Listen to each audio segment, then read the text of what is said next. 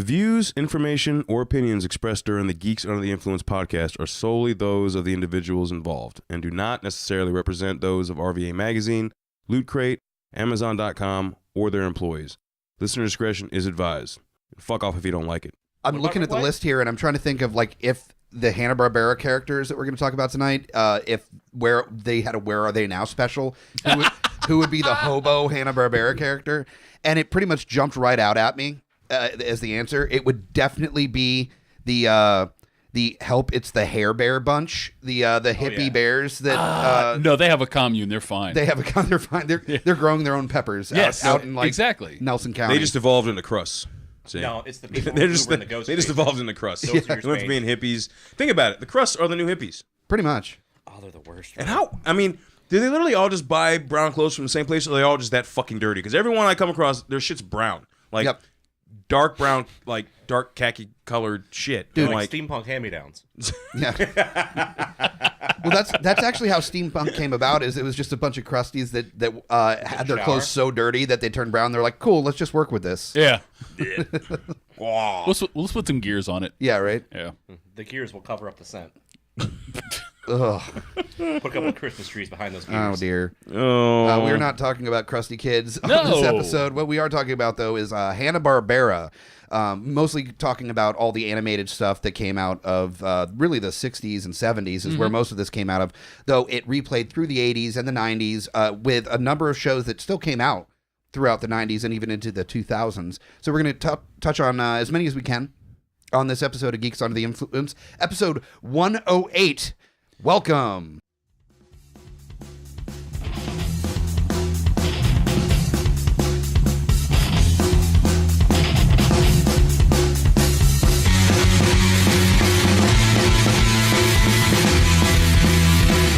Geeks Under the Influence.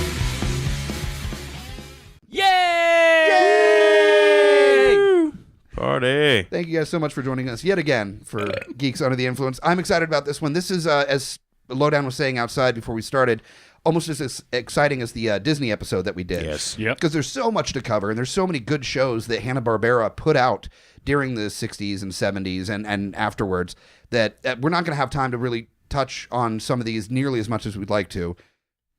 To my left, a gentleman that I know is a huge fan of Scooby-Doo. I don't know what you're talking about while I'm eating this hot dog. Yeah. If Shaggy had an anger problem and trolled on the internet, his name would be Cron. Possibly. Possibly. Tell me you don't want the Mystery Machine. Oh, no, I do. Okay. Yeah. I'm just saying. Eddie had the Mystery Machine, didn't he? Like, wasn't his van like that model? Two Ford vans that were almost perfect for a Mystery Machine build. And he, I think, has sold both of them. Yes, he sold the... He actually sold one of them to my buddy Tim, so who does like restoration on old vans and shit, and it looks glorious. Fair enough. Yeah, so he did a good job with it. Next to Cron is the gentleman you may be familiar with from the GUI precap every week. The Bruce is here. Hello, hello, hello. Thank you so much for doing the precaps. That's been great to just kind of touch on some of the geek news coming out. Glad to do it. I love getting the geek word out there to the crowd. Absolutely, and it's nice to even like touch base on some movies that are going to be on the movie channels and like box office returns and like DVDs coming out. So definitely check out if you subscribe to Geeks Under the Influence podcast. It's on the same stream as GUI. So you don't have to subscribe to anything else. It just comes out on the same one. Get me for free. Yeah, either Sunday night or Monday morning is when we drop those. So next to the Bruce is my right-hand man, the sexual chocolate, Mr. Lowdown Brown MacGyver is here. What's up, guys? You were saying when we were getting this together, there is one Hanna-Barbera character that you really identify with. Oh, yeah. Magilla Gorilla. Magilla Gorilla. That makes complete sense. All day. At least it wasn't Grape Ape. I don't see you as a Jabberjaw, really. So, No. yeah, I'm probably closer to Jabberjaw than you. Yeah. But no, it's Magilla Gorilla. Like I said, Yogi Bear. Probably my top two favorite. Yeah. Because Magilla Gorilla is just this like goofy, muscular dude, and Yogi just is always hungry. Pretty much. Yeah. Okay, that's fair. I mean, So as I'm looking at this list, I noticed we're missing one. What are we missing? The Hanna-Barbera produced Dukes of Hazzard cartoon. Oh, Holy shit! Yeah, I didn't even notice that. But yes, that this is the thing. Not a full list of Hanna Barbera because I didn't want to print out pages and pages and pages to go through. I just went with like the top 80 via Ranker or something. Hey, it works. Yeah. So And cartoon racism is down the list a little bit. yeah, just a little bit. Yeah. And so those are the panelists along with me. I am your host, Mike the Hobbit Bickett. Oh. I do most of the hosting around here, though occasionally you'll see somebody else doing their thing. You can find me on Twitter at Mike Bickett or follow the Geeks Under the Influence Twitter at GUI Podcast RVA. Check out our website at guipodcast.com. We just did a fully revamped website, so up to date video and audio for all of our episodes. We've got articles that are coming out from various panelists that are doing reviews, doing top 5 stuff, just cool articles about stuff around Richmond. We just released an article about the Video Fan that unfortunately just closed its doors after fighting for a while to stay open, and actually got like a nonprofit going and got a Kickstarter going and actually stayed open a couple years longer than they expected. But as time goes on, the days of the video stores, it's a lot harder. It's harder than even record stores to keep it going, and they had to close their doors. But the fact that an independent was able to hold on this long because motherfuckers still went there is awesome. The chains closed, but the independents usually the first thing you see go. But the fact they managed to stay open this far into it, is amazing. A lot of the reason why they stayed open as long as they did is going to be really touched on a documentary that they're finishing up right now called Video Fan Forever, that they talked to fans and people that worked there about what made it so special. And really the thing for me was that how well curated their movies were. They knew what to put in there. I joked on the article that they would maybe get 3 copies of the new Transformers movie and 10 copies of the new Jim Jarmusch movie. They knew their clientele really well, and they knew how to find really hard to find like VHS copies of stuff that never came out on DVD. Yeah. I mean, it was a treasure trove for the movie nerd. And that kind of goes into what we're talking about tonight, which is Hanna Barbera. There's a treasure trove of shows that don't get nearly enough enough props. But before we get into that, let's get into Loot Crate, one of our sponsors. If you go through the link on GUIPodcast.com to Loot Crate, and sign up for a monthly subscription box and use the code SAVE3 during checkout to save $3 off your first crate. If you don't know what Loot Crate is, you have not been paying attention. It's been out there for a while, and all the nerds know Loot Crate. It's got so much cool shit, and for all of our video watchers, we're just going to very quickly go over the June crate that I just got in the mail. Sweet. It's official unboxing. Was Alter Ego. Yes, this is our unboxing. Ooh, fucking fancy. Yeah, it's super fancy. This is Alter Ego was the theme this month. First one up is a gorgeous Q figure of Spider-Man in black and white. Ooh. Fancy. You can't see it. It's sweet. It's blacklit. Yeah, you can't see it. But yeah, it's gorgeous, and Spider-Man hanging upside down. It's definitely going on either my desk at work or behind us on the shelves here.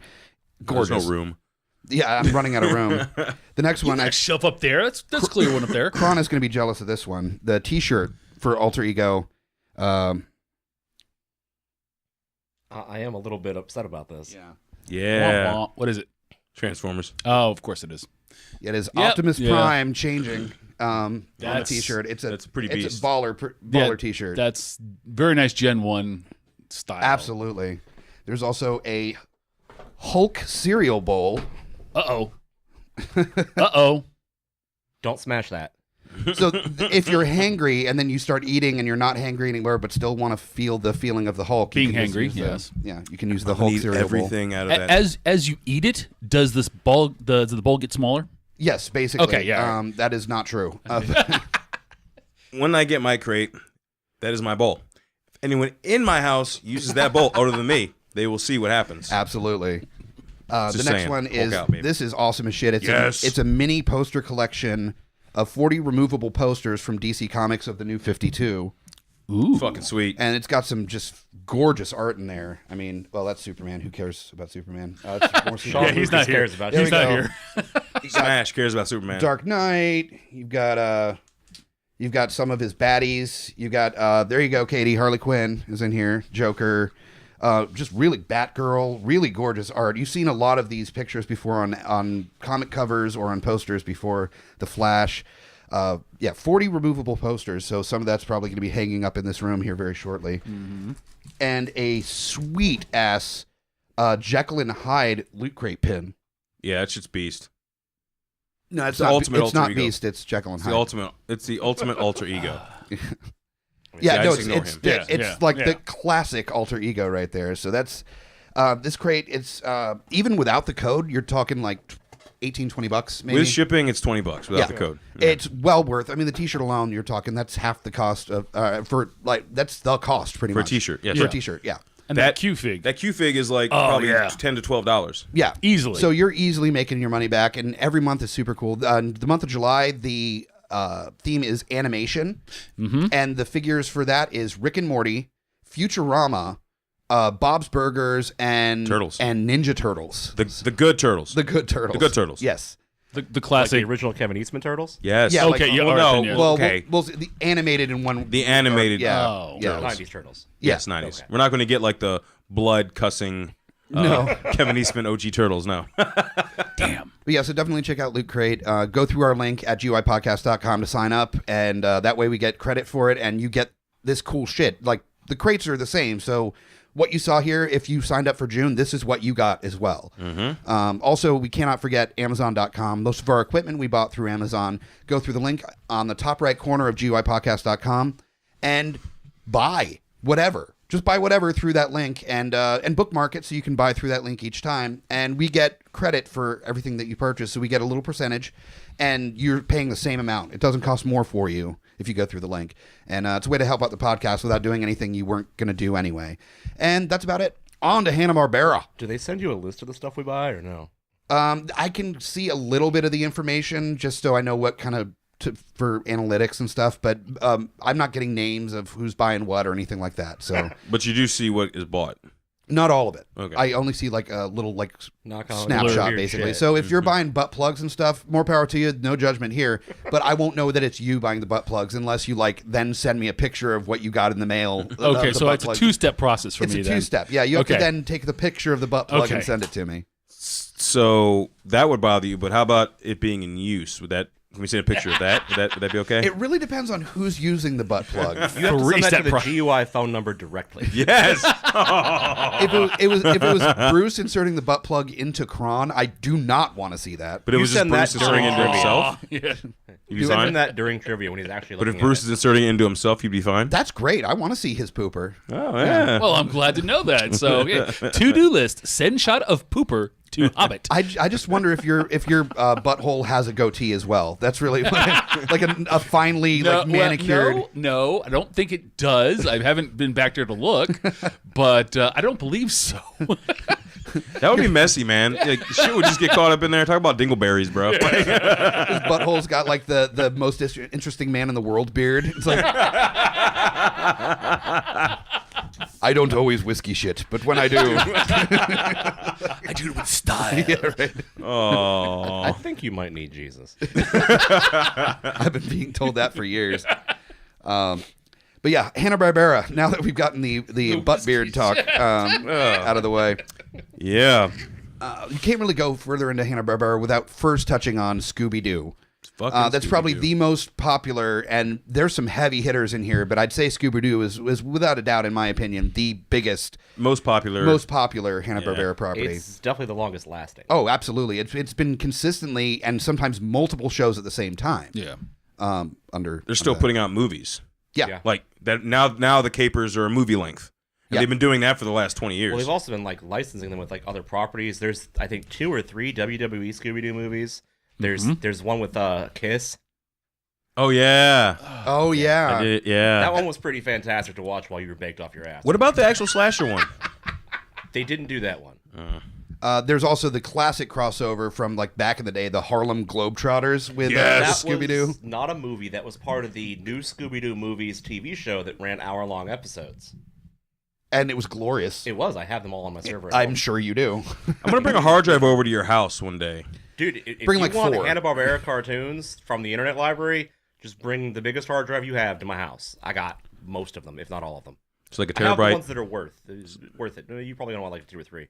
Jesus Christ. Jesus. I have an 8 terabyte server that's almost full. So 3 of it is Hanna Barbera cartoons. Easily. Including the Hanna Barbera sound library. Which is why, Holy this is why this man is on this episode. If you do not have a giant server full of Hanna-Barbera, so anyone besides Cron, a little information that I found out when doing research for this, Boomerang is really where a lot of people still watch episodes of Hanna-Barbera shows. It's a television network that's in conjunction with the Cartoon Network, which is really Hanna-Barbera got that off the ground too. No shit. And but Boomerang, it's not only a television channel, but there's also a website now or an app and everything that you can watch these episodes. It's $5 a month for unlimited streaming of over 1,000 shows. It just launched in March, I think, of this year, and it's still slowly turning out stuff. It's only available on iOS, Android, and PC currently, but it will be on Roku and Google Chrome and all that stuff in preceding months. So, fun fact about Boomerang, and part of why I have this large server full of shit, Boomerang is the only channel that is allowed syndication rights to the Hanna-Barbera library, like the Hanna-Barbera archive library, as well as the Looney Tunes archive library. Okay. That is why there is no longer reruns of old Scooby-Doo on Cartoon Network or Looney Tunes or any of that, or any other channel that includes Yogi, Flintstones, Jetsons. The only place that's allowed to show it is Hanna-Barbera, or Boomerang, because Ted Turner owns all the rights and owns both channels. Damn.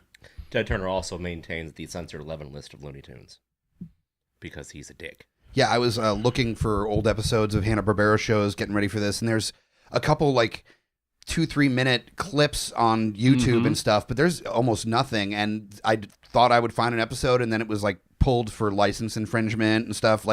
They do not fuck around. It's all under Warner Brothers now, which is now all under AOL Time Warner.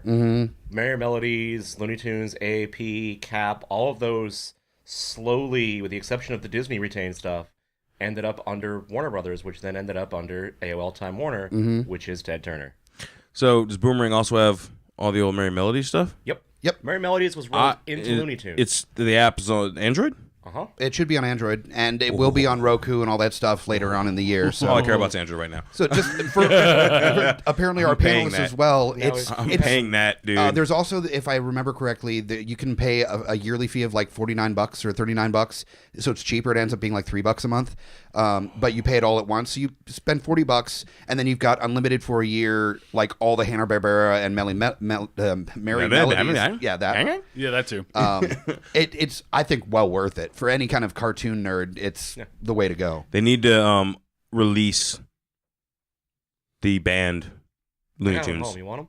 I'm telling you, dude, I'm just bringing a hard drive over there. Screw paying them. I'm just going to bring a hard drive. I also have Those the ones are Looney so Tunes Golden funny. Collection. The what? The Looney Tunes Golden Collection that comes with a foreword with Whoopi Goldberg explaining to you that many of these cartoons are a symbol of their time or whatever, some nonsense, because there's the hard list of the Censor 11, there's the soft don't syndicate list, and then there's what we all grew up watching. A lot of that wandered over into the soft list, and they slowly started pulling them.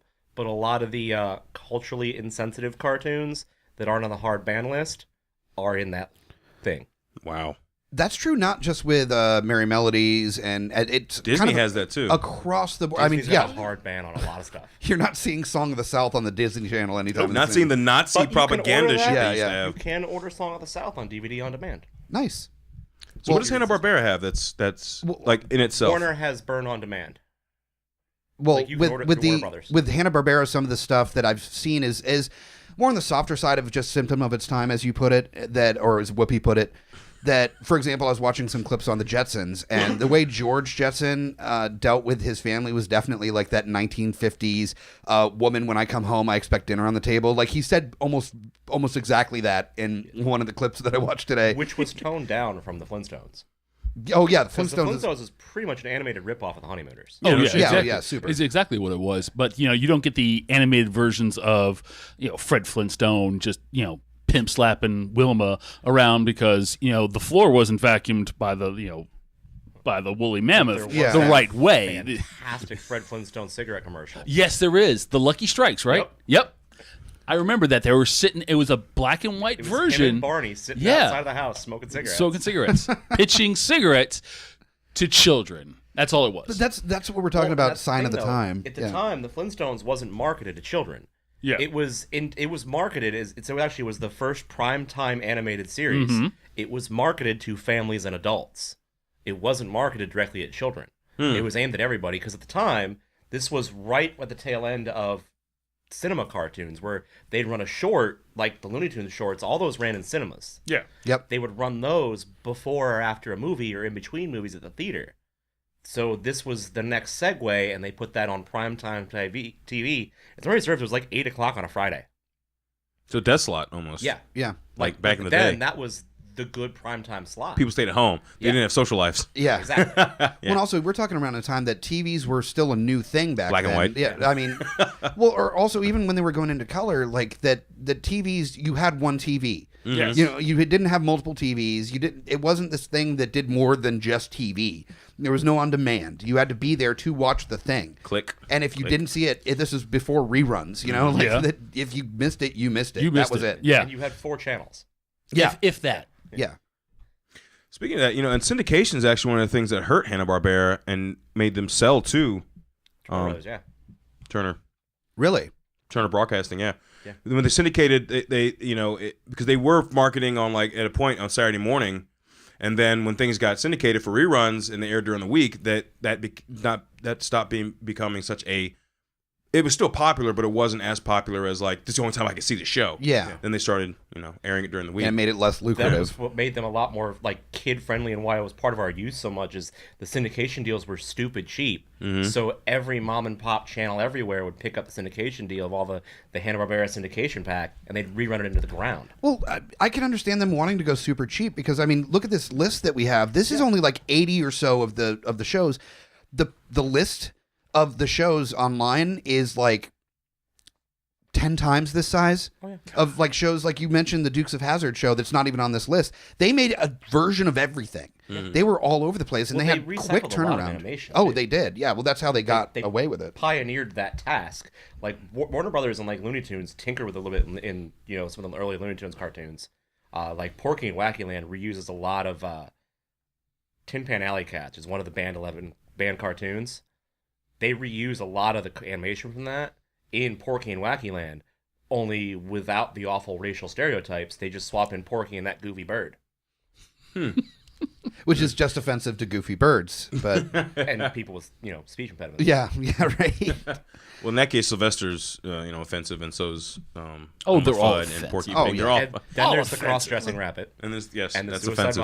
bombing. Anyway, Hanna Barbera. Did you ever look at Bugs Bunny when he was dressed as a girl and think to yourself that Feel a little funny. does it feel a little funny? A little funny, yeah. No. Oh, me either. Hanna Barbera touched on that too. I mean, Fred wore drag a couple times. Yeah. Oh, Yeah. He also Yeah. never wore pants. That was a common plot device in old Scooby-Doo episodes where Shaggy and Scooby would pretend to dress up as chicks to try and get away from the monster. Yeah, Yeah. that is true. Yeah, God, that was. I try to think about why Scooby-Doo was as popular as it was, and honestly, what it came down to is the fact that kids like monsters, and they also like mysteries. I mean, this is around the time that Hardy Boys and Nancy Drew were huge. it's exactly the same time. They Yeah. were huge. Like, yeah. So you're looking at this gang of like basically hippie like stoners Yeah. that are like going into haunted houses to look for ghosts and like eat an old sandwich they found in a cupboard in an abandoned building. Like it's bizarre, but they figured out the mystery at the end, and there was not a. It was pretty easy to figure out half the time who it was going to be. It's usually like the old guy that they meet at the beginning that says, "Oh, there's a ghost," and they're like, "Okay," and then it's like, "No, I was a ghost." But part of the fun when you're a kid and you don't pick up on that is figuring out who it might be. During the red herring stuff that they did. It also taught many of us a very important life lesson. That usually, at the end of every monster, there's some dickhead in a mask trying to get rich. Yep. Did you guys ever watch a pup named Scooby-Doo? I haven't. Yeah. Yes. I'm just going to assume you own everything really. that we're going to Yeah. talk about tonight. Yeah, but I not. do actually have all of the Scooby-Doo shit at the house. Nice. I wasn't as big a fan of that one. I mentioned red herring, and that's terrible. That's one thing that I kind of liked about it is it was a total joke. Is that they had like a character named Red Herring in a pup named Scooby-Doo.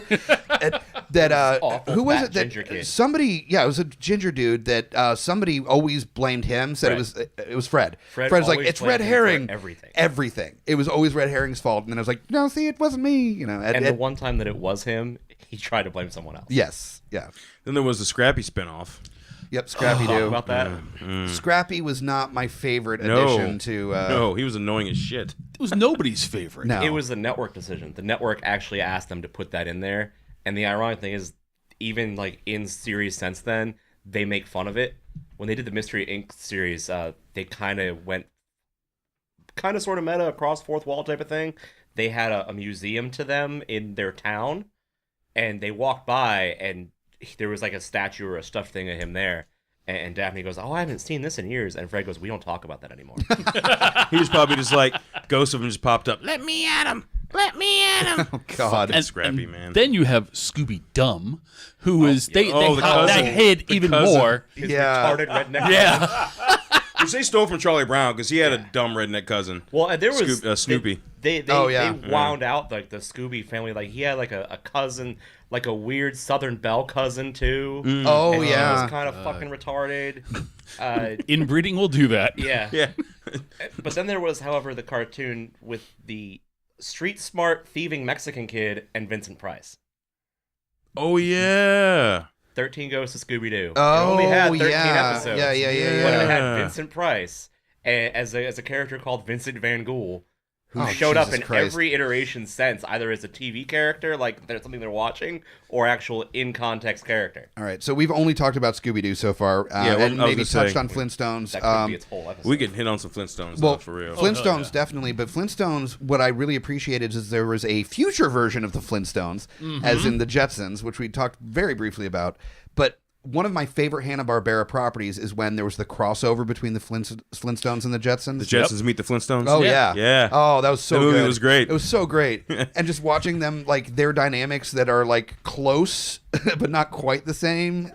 It was And that touches on another thing that they did, and part of why their library is so large is they started this with Scooby-Doo when they went on to make Josie and the Pussycats and Jabberjaw and Speed Buggy. They developed a formula for a lot of things, and they would reuse like basic art and basic plots across those shows, so it became like a production line of churning out the same episode over and over again.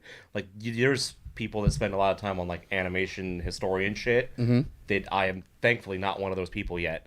But yeah. that they'll point out like, oh, this episode of the Jetsons is completely identical to this episode of the Flintstones. Or look at this one time where they forgot to color the thing right, and they colored the guy from Jabberjaw as Shaggy, or the guy from, Speed Buggy turned out to be Shaggy because they used the wrong cell. Yeah.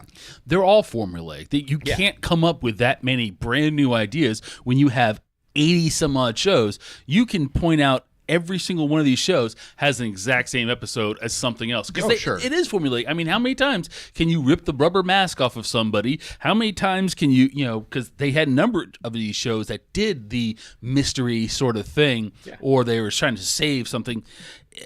Yes, they're all formulaic, but the formula worked. It was entertaining, but it was still, okay, we were 10, and it was still fun to watch. Yeah. And it ran for 40 years before anyone got bored with it. Yeah. Exactly.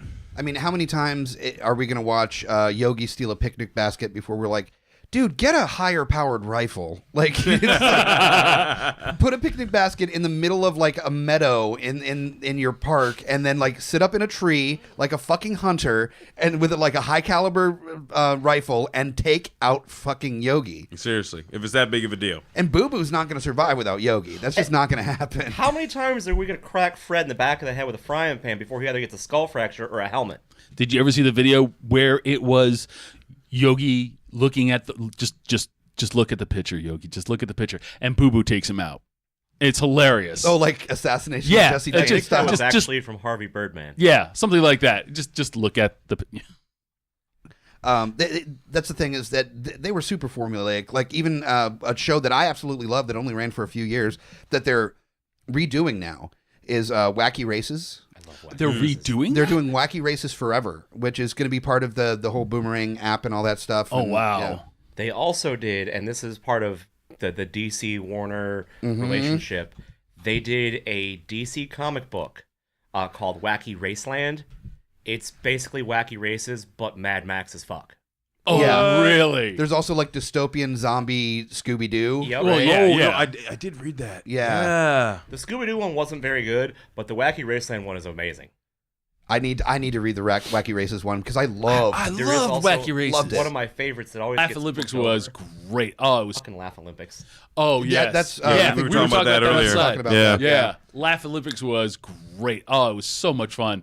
And of course, it came out, 76 when the Olympics were huge? Yeah, Yeah. probably. It was actually part of the Scooby-Doo Hour at the time. Because it was called Scooby's All-Star Laugh Olympics. But in reruns, we just all called it Laugh Olympics. Yeah. There's so many shows that like just don't get their play. Paddington Bear. Well, okay. Well, that, Oh, no. Hong Kong Phooey. Hong Kong Hong Kong fucking Hong Kong Phooey. Yes. Wasn't Hanna-Barbera, though. What? I thought, no. Another animation company did that. Oh, okay. Really? Well, there is Which is now, of course, all owned by Warner Brothers and Time Warner. But Maybe that's why I got Yeah. crumped in there. I swore that was Hanna-Barbera, there's though. Captain fucking it was the same Caveman. people that Captain did Caveman, yes. Schoolhouse Rock. Oh, okay, yeah. Okay. It was All that right. animation house. But Captain Caveman was one of my personal favorite Hanna-Barberas as well. It was such a doofy premise. I mean, it's like the cousin It from the Addams Family with a club. Yeah. and he puts on a fucking cape, and then he flies and he like saves the day, and it's goofy Did you as see hell. when they brought him back for the Flintstone kids with his son? Oh, yeah. No. Yes. Yes. Oh, yeah. Yes. It was really bad. And son! It was that whole point in the late 80s, early 90s where they were trying to again appeal to younger people by making characters they identified with, which is what did so well for the original Scooby-Doo, was that they were marketing this at kids and teens and young adults, and these were characters they could identify with better than the Flintstones, who were grown-ups. That's actually why they brought in Bam Bam and Pebbles, was to try and engage children. Because initially those were marketed at a family cartoon or at adults. They were always just kind of like, nah, for me on the show. Yeah. They didn't serve a purpose. Well, as they got towards the end, it was a marketing thing. It was this studio, the TV channel's like, hey, what if we did this? And they're like, well, I mean, you're paying for it, so all right, whatever. Same when they brought in the fucking Martian. Oh, fuck, what's his name? Kazoo. Thanks. Oh yeah, that was like Cousin Oliver and the Brady Bunch, where it's just like a late series push to Try to do Try to something. get Mental something. Blake, yeah. Now, what does everyone feel about some of the side characters that later on had their own show, like Snaggletooth and Snagglepuss and Huckleberry Hound? Well, a lot of those started before, like Scooby-Doo and the Flintstones and the Jetsons, the ones we know because they're the big ones, but they weren't their earlier efforts. No. Yogi Bear, Snaggletooth. Well, that was Quick part of the Draw Yogi McGraw. Bear thing, wasn't it? They ran as Yogi Bear, but they also ended up. Those were also at one point in time shorts. Also, just to clarify, Hong Kong Phooey is a Hanna-Barbera. I thought so. Yeah. Boom. 30-minute What? Saturday morning animated series produced by Hanna-Barbera Productions. I thought so. So- Okay. Yeah. But yeah, no. My mistake. I was wrong. It's on my server. I thought it was a different production company.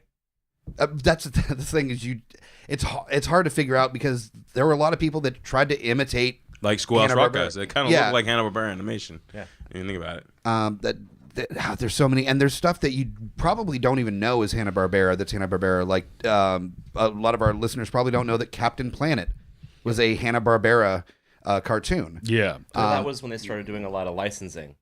Yeah. Late 70s, early 80s, when they started licensing other properties. That's where the Dukes of Hazzard cartoon came from. Stuff like that was they were licensing movies as cartoons. Because the animation style is so different, I guarantee a lot of our listeners, they might, but don't know that Courage the Cowardly Dog was Hanna-Barbera. Yeah, that's the true. animation style is completely different. It was because that was when Cartoon Network had sucked up Hanna-Barbera into part of Turner Broadcasting. Yeah. And they changed the name of the studio, but it was the same people. They called them Cartoon Network Studios when they produced. They called them Cartoons. But Yep. it was all the same people. That's where we got Courage the Cowardly Dog, Cow and Chicken, Two Stupid Dogs. I think SWAT Cats is on this list as Yep. well. I loved SWAT Cats so Cats much. was right at the turn of that. They were still labeled as Hanna-Barbera, but not. But What they about only Space aired on- Ghost and... Space Ghost was Hanna-Barbera, but that was early. It was early, okay. Yeah. William Street Animation is about the only thing left of the original Hanna-Barbera, which is the people that make most of the Adult Swim stuff. Which brings us to, of course, I don't know, you don't have this on this list, but Harvey Birdman. Harvey It's Birdman. on- it's there. No, he's Right on there. he's on Yeah, there. is it? Yeah, Okay. Attorney at law. yeah. There's so many to cover, Yeah. but It just a turns lot into of the stuff that kind of hit on Adult Swim were some of the classic Hanna Barberas. The Herculoids showed up Yep. here and there. Of course, Harvey Birdman, C-Lab 2020 turned into Yes. C-Lab 2021, and both of those shows are amazing for very different reasons. There's way less MC Chris in the original. I'm just Yes, saying. And yes, a lot yes. of that happened because Cartoon Network didn't have the money to produce like new animation at the time for Adult Swim, but they wanted to aim at an older audience, so they just reused what they had on file to chop up and made new shit. Yeah, just get Eric Estrada's voice, just kick him in there, and it's like, all right, now we got a new show. Pretty much. Yeah. Well, you and- get Stephen Colbert and Gary Cole, and fuck it, let's make him a lawyer. I don't care. Yeah. The thing is, it's brilliant because this was before meta was even like a term that people used, but they were being incredibly meta. Oh god! Like on the forefront of. I remember when I first show I ever saw from Adult Swim was C-Lab 2021. And I was flipping through channels. I didn't know this was a thing, and this was like around maybe 2000, 2001, whereabouts.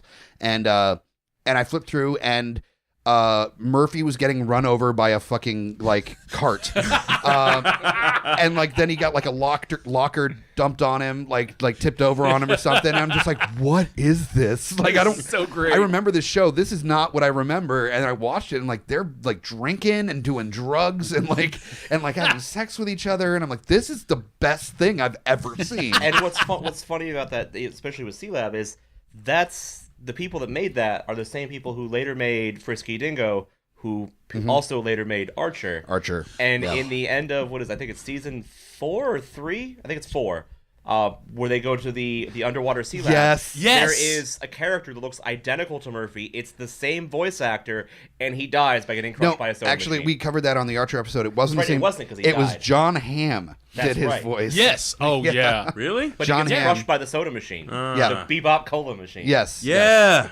Yeah, we did. We did talk about that. I Yeah, remember that's that, the thing with those guys. They love being meta with Frisky. If you have not seen Frisky Dingo, it was only on for like a couple seasons, maybe 2. Two, yeah. Yeah. It's well worth it if you like Archer, if you like that style of humor. That's where it started, like pretty much. It's brilliant. But before any of that, there was definitely like these people that worked for Hanna Barbera, and you were talking, Cow and Chicken and Two Stupid Dogs, but.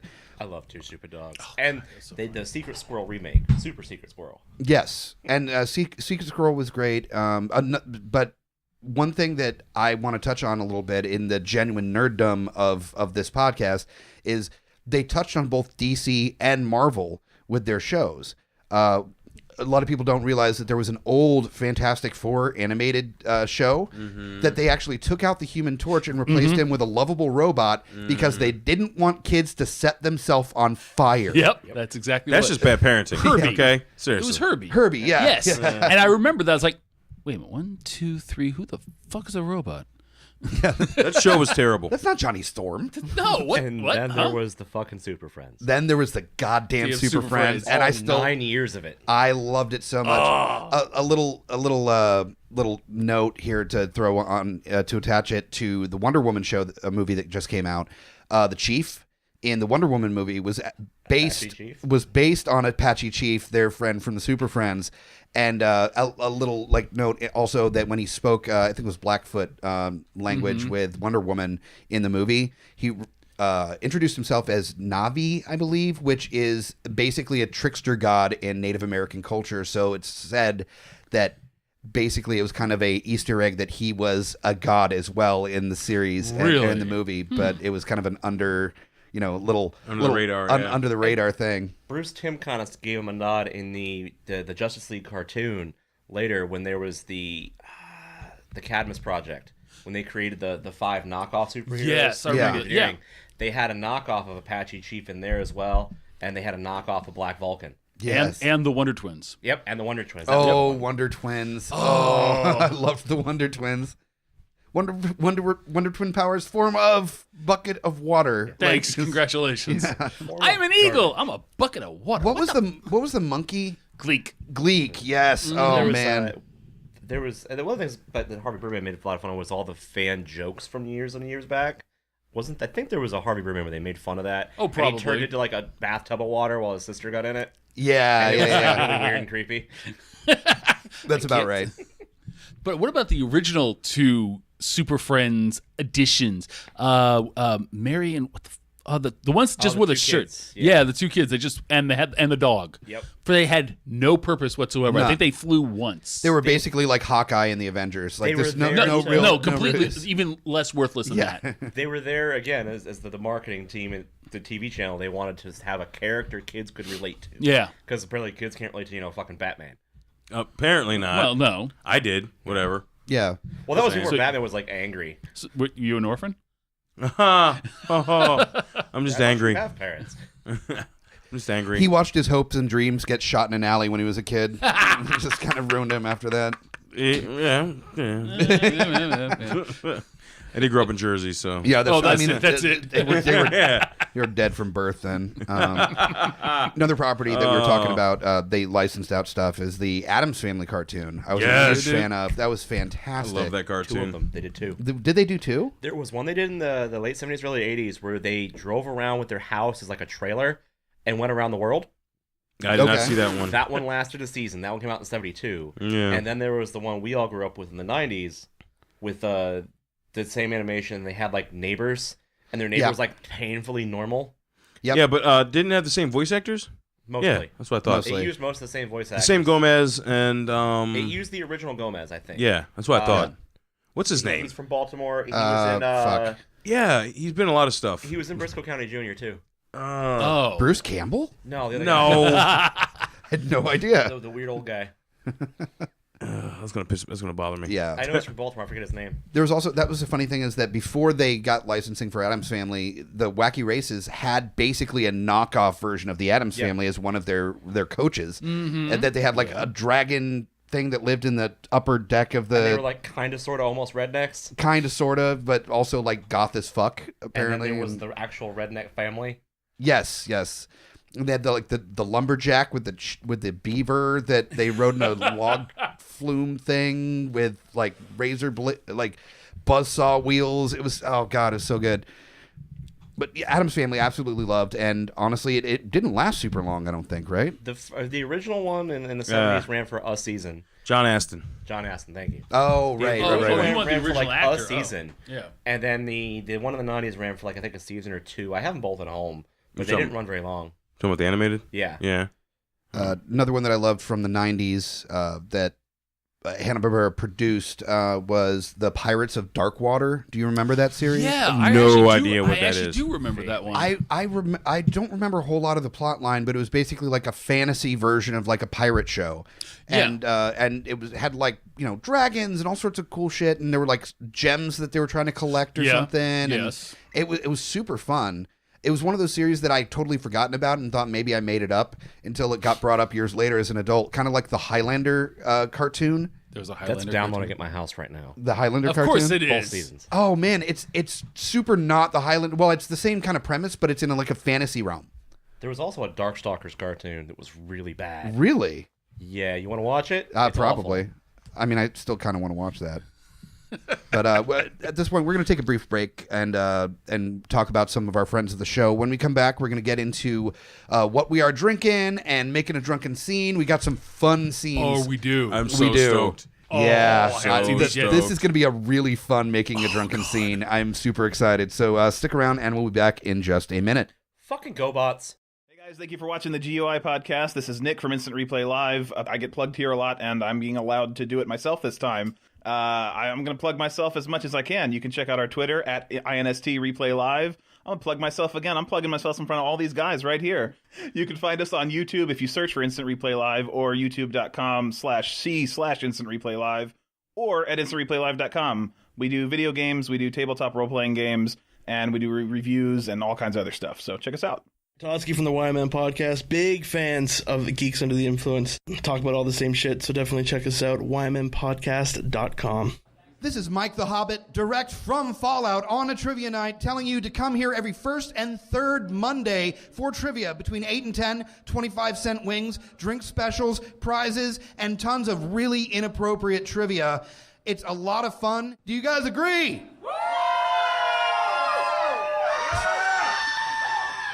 definitely come out and enjoy trivia every first and third Monday at Fallout. In addition to Fallout, Geeks Under the Influence takes over Wonderland on the corner of 18th and Main Street for Geeks Under the Influence trivia, ridiculous trivia, goofy music, great food, cheap drinks. 1727 East Main. Come and check us out 8 to 10 every second and fourth Tuesday. It's a Belgian triple. I It's haven't had a tasty. chance to taste it yet, but we're going to get a chance to Pretty all right. taste I like it. that beer and many others on the second half of Geeks Under the Influence. Tonight we're talking things Hanna Barbera related. Welcome back to the second half. Before we do that, as always, we're going to get into what we're under the influence of. We're talking what we are drinking. Hey, we're fucking drinking. We're getting drunk. You want to know? Well, here you go. Hey. It's so good. It is so goddamn good. That's a new hit song for the summer. Yeah, right? Hey, at least it's not Red Solo Cup. Oh, God. Although very faintly similar. Fuck you, Cron. Why you gotta ruin shit? That's why we can't have nice things. Drink this fancy beer out of a Red Solo Cup. Which, by the way, check That's out. from the Super Bowl. Oh. There is the raw version without music of Kyle singing on iTunes, SoundCloud, anywhere you can download our podcast. There is, if you look down a little ways, you'll find it. And do your own remix. You know, throw it our way, and we'll absolutely do a version of that. So The highlighter. the highlighter. Okay, then just say, "Hey, I need the highlighter." That's fine. I was trying to not do that. Oh, okay. So what we are drinking, Lowdown was nice enough to bring us a little tasty beverage. So what are we drinking I on? did. We are drinking on Three Notch Brewing Company's East Coast local. For those that don't know, we did a collaboration with them back in the winter of 2016. East Coast local. It was a cinnamon Molasses porter. vanilla. And it was as fun. well. Vanilla. Fantastic. Yes, there was vanilla. It was super good. so good. Yeah. Yes. So nods to that for making badass beer. Hell yeah. This is their Brother Barnabas Belgian Triple. It's a 2017 brew of this. I picked it because, Brother Barnabas, you know, the Loyal Order of the Water Buffalo, Fred and Barney Yep. were, members. So That there sounds you go. about right. That's pretty good. Yeah. I'd say that's a pretty good tie-in. Which itself was actually done as a joke to the Freemasons. Mm-hmm. Well, there was a lot of that. Like if you look at Bobby's World, with the elephant never forgets a friend. Yeah. You know, it's like as Cron puts it, it's secret squirrels. Yeah. Right? Is that That's what why you I call told it? Amanda when I'm going to go do stuff for Lodge, I'm like, I'm going to go Secret Squirrel stuff. Yeah. Yeah, totally. So yeah, you even call your Mason shit like Hanna Barbera related. But this is fucking tasty, man. It is a tasty These guys beverage. are kicking ass. And guess what? What? Guess what, guys? What? It's a dick kicker. Oh God, what are we looking at? No, just 10%. Okay, that's no, It that's doesn't taste at all not like anywhere 10%. close to. I Yeah, pegged that at 5 easy. That's about Right? it. It's a I'd say smooth drinking. 6.5. This is a dangerous beer. Like a bottle of this to yourself would fuck your ass up. Yeah. But it's fine. I could totally drink a bottle of this. That's sessionable in that the drinkability, but not in the dick kicker ability. No. Yes. No. That's a totally different beast. Besides that, what else are you drinking on? Besides that, I am drinking Rogue's Dead Guy Ale. And Rogue is out of Oregon. Oregon. Whatever. With the Rogue's Dead Guy, there's actually a Dead Guy bourbon, I want to say. They have a What? bunch of different things. Yeah, or rum or something, and they use that as part of the aging process for the beers. They Don't do like they a also make the barreling. Arrogant Bastard too? No, that's Stone. Okay. Yeah, Stone does. Yeah. Yeah. So, But it's a tasty beverage. yep. I think we've had I think that was a share at one point. Yeah, we did do For Dead Rogue Guy. One. I feel like Kyle brought Yeah, that I smash. think possibly. Yeah. And I think we've had it for other like horror related stuff because Dead Guy. Dead Guy. But it's delicious. I am drinking on the High Life because I'm a cheap bastard. And the paycheck hasn't come in yet. Well, no, the paycheck has come in and been spent on other things. So yeah, Come and gone. Come Yep. and gone. that paycheck to paycheck life dough. Oh, yeah. Gotta live it. Gotta live it.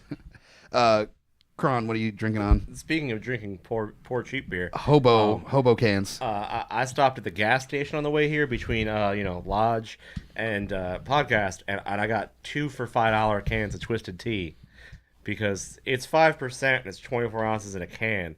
The only thing I didn't do was put my Wonderland koozie on it. White trash.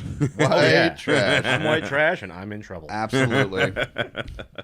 So and Bruce, you are sticking to the Gatorade this evening. Yeah, The as locale. usual. Yeah. Of course. I got to too. watch my girlish figure because nobody else will. Also, you've got an early day tomorrow, from what I understand. Yeah, so. yeah. I got to be, let's see, 7:30 tomorrow? Because I had to be work at 5 this morning. Ooh. So, yeah. 10:30 is not too Terrible bad. Commute now.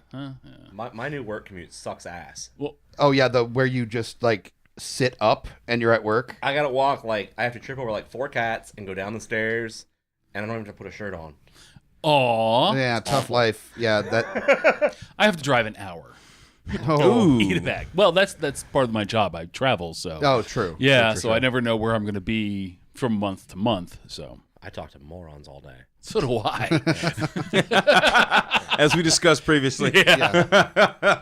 Yeah, he does. So yeah, that is what we are drinking. I 4-person panel, so that just goes way quicker. Yay! I will say though, I do get to drink at work now. I wouldn't mention that too loudly. I think that's probably frowned upon for the most part. I'm pretty sure my boss doesn't listen to this podcast. Oh yeah, that's probably true. Next one up is we're going to be doing Making a Drunken Scene, all things Hanna Barbera cartoon related. So Yay. give us the music. Making a Drunken Scene. All right, so Making a Drunken Scene. We've got 3 different Hanna-Barbera properties that we're doing tonight, and I figured we'd just stick with the classics. We've got Scooby-Doo, the Flintstones, and the Jetsons tonight. So the first one up is a scene from Foul Play in Funland, one of my favorite Scooby-Doo episodes. And we've got Fred. Who's Fred? I am. That's the Bruce.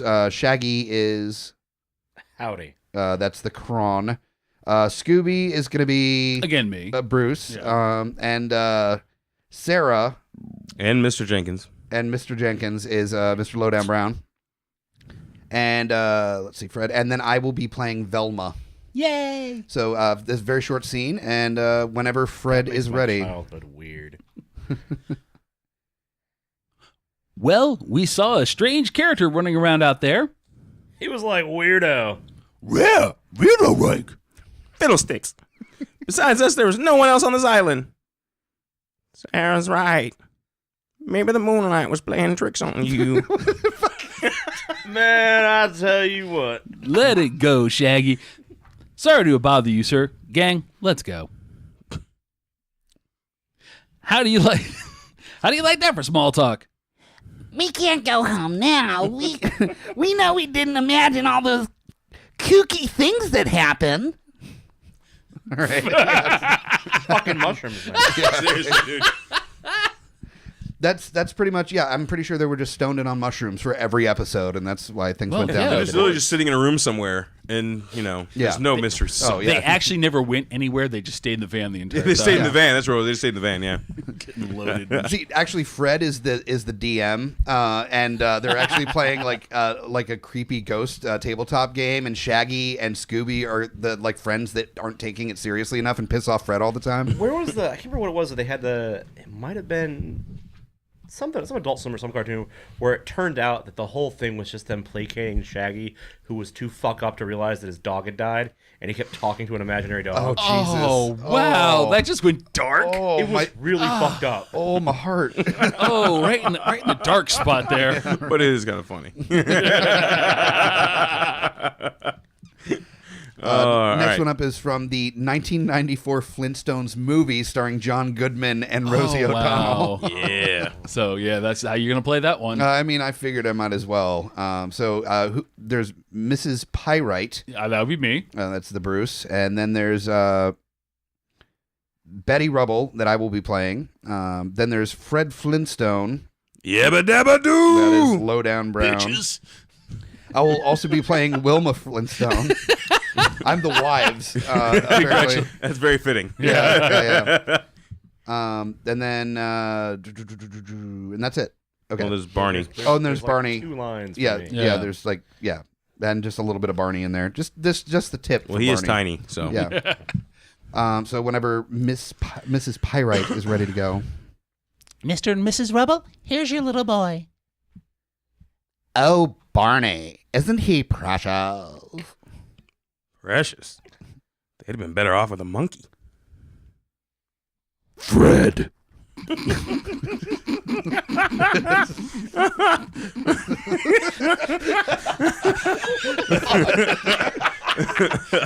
When did she become Batman? She's not wearing hockey pants. Christian Bale. Oh, God. Woo. Oh, wait, that's all. The next line's me. Okay. Does he have a name? Bam Bam. Is that short for something? Bam Bam Bam. Listen, you're going to have to take it a little slowly with this one. He doesn't speak yet, and he's a little squirmish around humans, but then again, I would be too if I was raised in the wild. Mastodons. Mastodons? Hey, let's not nitpick. A mammal's a mammal. I remember that scene. Oh, Rick Moranis. Oh, dear. All right. And then just a very short scene between George and Jane Jetson. Who's playing George on this one? That is Lowdown Brown, and Jane will be played by... I will be playing Jane. I wish I had a job where all I pushed was a button. Yeah. Tonight you will be the wife. I am the wife. Okay. So whenever you guys are ready.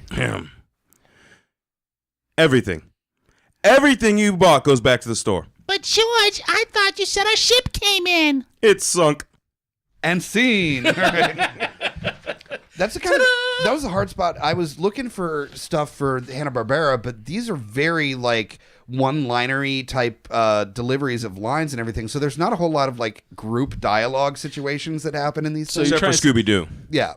So you're trying to say the conversations that were not very intricate in these television shows meant for 8-year-olds? Yes. Yeah, okay. That's what I'm saying. Just making sure. They didn't go into a whole lot of depth for these 8-year-old focused shows. But so that is Making a Drunken Scene. I want to with the George and Jane thing. I did not realize that's one thing that's kind of fun about revisiting these shows when you're an adult. It takes on a totally different tone when you're an adult, and definitely like decades after it first came out. The times have changed. Your perspective on the things have changed. It's a very different experience. Yeah, it's certain things that you could get away with back in 40 years ago, 30 years ago. You are not getting away with in today's. No. I mean, even that last season of the Jetsons where they brought it back in the 80s is still mostly not going to fly today. I don't think I've watched that. Remember the little awful thing with the springs for feet? That the other pet they had, I forget what its fucking name was. Oh, it was like yeah. a Furby with spring legs. It was like it was like a Furby with slinkies. It was more like a Gizmo like character. Yeah, it was an awful little thing, but like that was there was like the 4th or 5th season, but there was like a 5-year hiatus between the regular show and then that, and it came out in like I don't know, it's like 82, 83, something like that. And it still wouldn't fly by most of today's standards. Yeah. But then again, like there's also things by today's standards that wouldn't fly then. Oh no! Like there's a lot of fucked up sex jokes.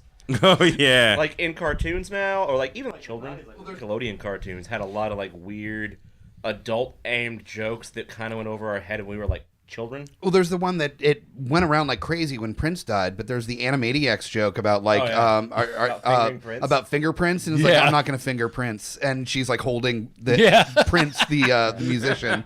That as a kid, of course I didn't pick up on that. Like I didn't know what that meant. I just flew over my head. There was the Batman one about riding your Harley where she's sitting there in a big pool of pudding. Like how the fuck did this get? I want to hop on your Harley. This is where PCs ruin society because that shit's funny and motherfuckers too sensitive. All right. Oh yeah. I mean, they're bringing back Rocco. Did you see the plot for the Rocco like? So there's no more Choky Chicken. No, there's still a Choky Chicken. Apparently, they haven't. Is he still a sex call? Yeah, hotline? No. So apparently they've been in space since the cartoon got canceled in '96. Is the plot. And Heifer and Filbert are busy like playing with all the new bells and whistles of technology of 2017, and Rocco just wants to go back to the 90s and have things go back the way it used to be. Where's Mr. and Mrs. Toad? I don't know. They're probably like busy at a Trump campaign or something. There were straight sex noises on that show from those two too, by the way. Oh yeah. Like Rocco's Modern Life. I just revisited that a few years back, and you want a copy of it? Damn, yes, probably. You have that too? Of course he does. And Cat Dog. Oh, Cat Dog. And of course, Invader Zim.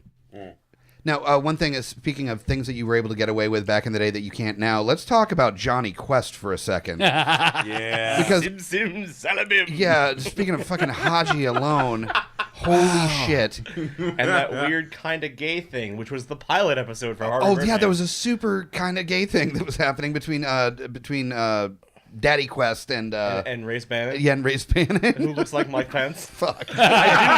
Have you seen the Mike Pence Race Bannon memes? Yes, I have. No, I haven't actually seen So those. they take like stills from old episodes of Johnny Quest. Yeah.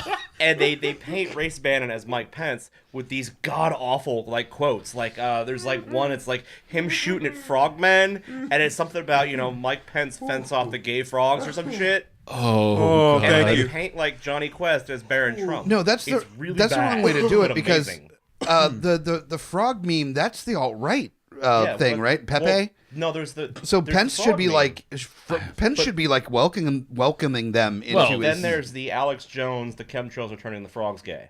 Oh, that's true. Yeah. Why are the fucking frogs gay? Because chemtrails. Oh, Alex Jones. Oh, Alex Jones. He needs a Hanna Barbera cartoon. He is. And an enema and Yeah, a lobotomy yeah. and Clean the whole thing out. and Overdose on what Rush is taking. And I mean the bad Rush, not the good one from Canada. okay, yeah. I'm like, not that one. There's good Rush and bad Rush. Yes, yes. One is on FM, one is on AM. Yes. Yeah, Johnny Quest. They course they American. went and did a kind of a follow-up with that called Future Quest for a little bit as well, right? There was the Adventures of Johnny Quest that ended up, it was the result of, that was after the Cartoon Network Studios merger, and it was the result of two cartoons that never quite got finished, which is why there was the real world, like, regular animation, and then that weird virtual world CGI thing. So they kind of pulled a Robotech. Yeah, they and, pretty much just mashed up some leftover shit they had and ran it for a couple of seasons. No, that's not a Robotech. That's just Japan. Like, that's just like every 70s and 80s Japanese animation that we got in the States was just chopped up old shit. Yeah. Now, we touched a little bit on William Street and Adult Swim and everything, but let's get into a little bit of the about Adult Swim and about Cartoon Network and how that wouldn't have happened without Hanna-Barbera. No, not at all. Without that At all. ready to jumpstart them now. Between Hanna-Barbera and Looney Tunes, that's all Cartoon Network was for like its first 5 years. Yeah. And that's was, to me, kind of the best days of Cartoon Network before they started creating their own original stuff. They just had reruns of the shit that I watched growing up. Yeah. And that's what I wanted to see. I wanted to see, like, the Merry Melodies where they had, like, the House of the Future. And, you know, it had, like, the cool shit from that. Or, like, old Daffy Duck or Marvin the Martian. Or I remember when I was a kid and I would skip school because I was getting high. Third grade was hard, wasn't it? Yeah. 7th, but, you know. At noon was 2 back-to-back regular Scooby-Doo episodes. And at 1 was a long episode of the Scooby-Doo movies that they used to run in a rerun block. So I have to ask you, now that you stay home from school every day, do you feel like you're just, like, skipping class, basically, with your job now? Or I mean, I still have to talk to retards all day, but I do like watch like old TV in between. Like currently, I'm rewatching Forever Night. What? Jeez, why? Because why not? Why? You follow that up. Do the vampire thing, and then do the werewolf thing. Do the what was it, Kindred or whatever? I don't think I ever got that one. That one was awful. The TV series. It was like one that season. was too awful for me. Oh wow. Wow. But I do have Cleopatra 2525 to watch later at some point. Yeah, that had Gina Torres. Yes, in it that. did. Yeah. That's on the server for me to watch at some point. Jesus, you should do the old Beauty and the Beast with Ron Perlman. No, you shouldn't. No. It's better than new one. That is probably true. That's debatable. Have you seen the new one? No, but I haven't seen the whole one either, so I'm just going with it. Probably it's Okay. Ron Perlman. It's probably better. It's super like No, the new late one's- 80s, early 90s. The new one's It's got wonderful. the actor that played I did also have in Legion. all of King of the Hill. what's the main character's name? In what? Legion. Oh, fuck, what's his name? He's the guy who plays Beast Oh, okay. in the new Beauty and the And Beast. by the way, if you have not been watching Legion, You need to get on that train. That Holy is shit. Oh, God, one yeah. hell of a show. It's a mind fuck. Told That's you. what that show Wait. is, bro. Is told that you. movie Yeah. everyone got mad about because there was a There's a gay gay- teapot Yeah. while the lady's fucking an animal?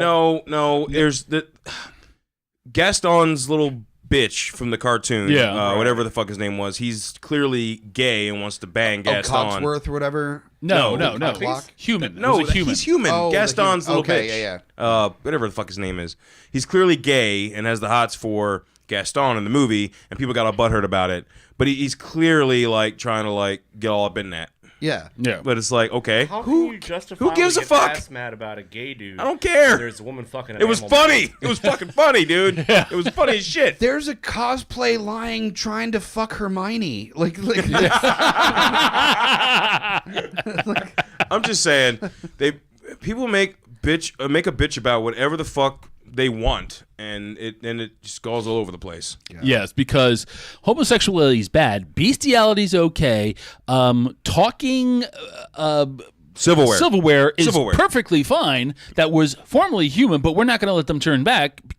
What? So what happens to the chipped teacup when he turns back? Like, is his head missing a piece? Yes. Missing a tooth. No, there's skull damage. Missing a big chunk. There's You're like, skull "Hi, my name's damage. Tom." That's where it gets like weirdly don't dark, know. like it's super PG, like maybe bordering on PG-13, and then at the end it's like he turns real and he's like missing half of his head and part of his Rated R. shoulder, and Rated he's just R. like, ah! He's like that one screaming. dude from Kill me the end now. of Wolfenstein with the flat side of his head. It's rated R all day. Last part of the movie, fucked up. All the other like newly turned into humans are like standing next to him, just like loudly, like ugly crying near him, like holding him. And, He goes back, I'm special, I was a teapot. My shoes hurt. I'm a little teapot, short, bust out. I pooped. My favorite color is the radio. It just reminds me of that episode of Robot Chick where they drilled a hole and like bust his head and he used him as a bong and then put him back down. God damn it. And he was just retarded and Woody had to smother him with a pillow. God damn it. Oh Green shit. is a fucked up individual. Yes. Really? Some other things about Hanna Barbera is a lot of people don't recognize the movies they did. Mm-hmm. Like they did the animation for Charlotte's Web, Yep. the OG, not the CG bullshit that. Bleh. But you know, and then the live actions they had, which Flintstones good, Scooby-Doo bad. Yeah. Although Well, you know, very I bad. was reading an article recently about why that movie was so fucking terrible, Mm-hmm. and apparently a lot of it had to do with the studio and the marketing execs wanted them to tone it down. They made an R movie. They're like, Ooh, we need yeah. to tweak this back because there was like a weird lesbian Velma thing in there. yeah, Yeah. because I'm you know, good. And Riff. the monster was actually like a real serial killer. you know who, Yeah. you know who wrote Scooby-Doo, right? I forget who wrote it. It was someone that makes other shit that we all like. James Gunn. That's right. The live action movie, he wrote that pile of shit. He wrote Yeah. 1 and 2. Yeah. What? Yeah, but the But thing is, they no, chopped it up he on wrote an R-rated Scooby-Doo Okay, so he movie, wrote the original, and then it got then it got aborted, and then Well, we no, got no, what we got. no. They took They that did it. script and then they had other writers go in and kind of take out parts and studio stuff where a lot of those studio There films. actually exists an R cut of that movie. Apparently, the first Scooby-Doo that's movie. what James Gunn They said recently. edited down. They edited the movie down that he I want made. to watch that. I want Yeah. that So one. I he wanna watch made that. the R movie, and they're like, "Yeah, we can't sell this to people. We got to make it." PG. Oh, you can. You can Well, they sell could- that. You can totally sell that to people. Yeah. At the time, they probably couldn't have. Now, The fuck? they can definitely. Well, that's sell it. what James Gunn said in the interview is basically that he wanted to make a movie that was nostalgic for the people that are now adults. Yeah. Where it's a nostalgia, but it's also like it's a fucking like it's making fun of the fact that they smoke weed and they like they're chasing ghosts and And they're Velma's a lesbian. and yeah, there's lesbianism and Yeah. there's like actual killers doing like fucked up shit. He wanted to do like a more not necessarily realistic version, but he wanted to do something that was fun for adults to watch. Which it is why wasn't they tried to when they did the Mystery Inc. show, they tried to make it a little bit darker, and it went really well. Everyone loved it. It ran for probably one of the longer of the series. It ran for 52 episodes. nice. But it actually had an entire plot too. It wasn't like each episode was standalone. Yeah. You had to watch the whole season to figure out what the fuck was going on. But it was fucked up. Bringing it back to a lighter note, I mean, Lewis Black and Scooby-Doo was pretty alright for me. Lewis Black's pretty much all right in Yeah, most anything. everything. Yeah. Because Lewis Black. What do everyone think of the Jetsons movie? Remember where there was that whole new mine on I that? blocked it from my memory. Yeah, I didn't remember they did one. Oh yeah, there was a whole not live action, but it was an animated movie. It was like an hour and a half. Oh. Went to theaters. No. all that shit. Yeah, I think I blocked that out. Yeah, it was pretty bad.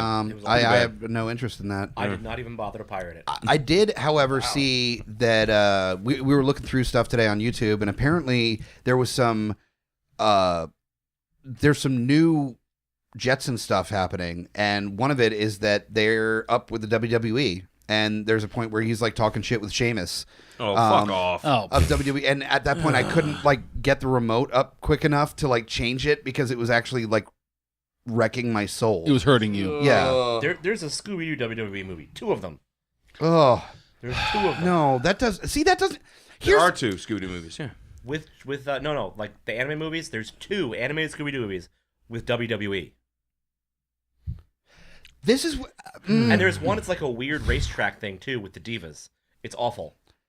And I think John Cena's in one of them. We talked fondly about several crossover stuffs. The Harlem Globetrotters. We talked about like Flintstones and Jetsons crossing over. We talked about like Wacky Races and some of the tie-in stuff from there. Those make sense. WWE seems like a fucking like it's a shoehorn situation. It doesn't make sense. There's no reason for it to happen. There's money Why is involved. George Jetson that's in the fucking future like if you did a crossover with Fifth Element where he's flying around in his fucking space car and Leeloo like falls through like the top of his fucking glass shield and is like, please help, and then George Jetson has to like get her to safety. And then Gary Oldman shows up. Yeah, I'd be if Zorg shows up in fucking the Jetsons. Oh my god! I want that to happen. So I'm sorry, I apologize. I'm scrolling through my server to get you the exact titles of these 2 movies.